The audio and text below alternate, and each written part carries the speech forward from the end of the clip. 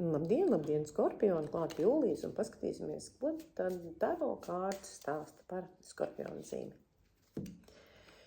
Skorpioni būs mierīgi, sakārtoti, līdzsvaroti, un ja jūs tāds vēl joprojām Skorpioni esat, tad šī enerģija ir tāda, kas jums būtu visatbilstošākajā šajā mēnesī. Klāt pie dabas, klāt pie dabas procedūrām, pie tēju lasīšanas, pie ūdens, un faktiski tā kā elpas atvilkšanas laiks, nesteidzīgs, rāms, mierīgs, apgarots, grāmatas lasīšana, sauļošanās, atrašanās pie ūdens, došanās leju pa upi, jebkuras garas pastaigas, tas ir kā tāda dvēseli veldzējoša enerģija Skorpiona zīmē, tagad vasarā, kad uzpildīt savas baterijas, kad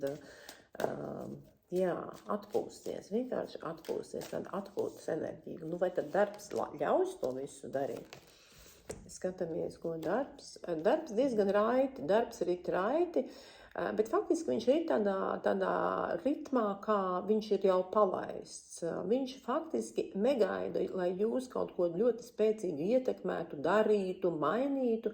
Viss notiek, un jums atliek tikai reaģēt uz to, kas notiek. Jums atliek tikai tajās konkrētajās reizēs, kad jūs zinat piedalīties, iesaistīties un to ratu tā kā mazliet tikai pakustināt. Viss notiek veiksmīgi, viss notiek ātri, viss notiek raiti, un tas tas nav nekādu pūļu, tas neprasa nekādu pūles sevišķus.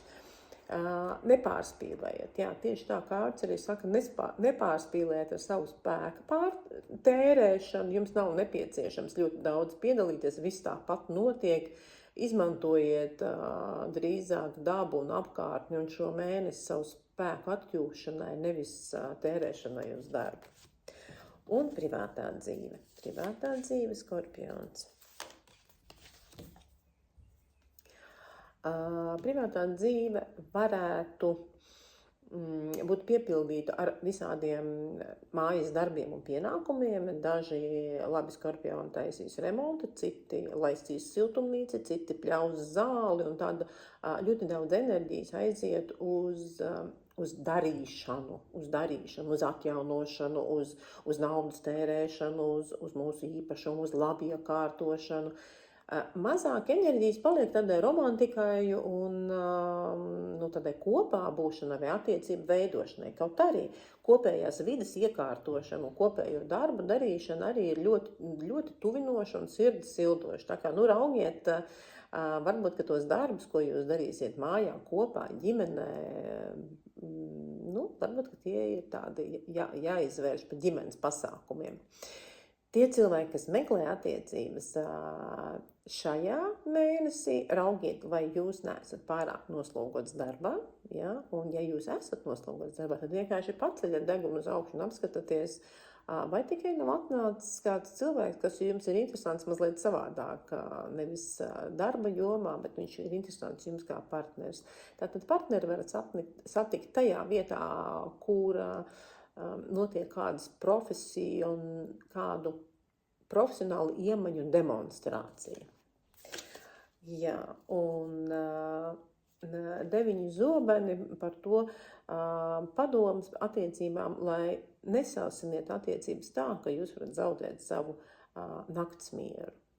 Tad tiem, kas ir nolēmuši te ļoti daudz strādāt tā, ka partners nevar jūs sagaidīt mājās, šādu lietu labāk nedariet. Esiet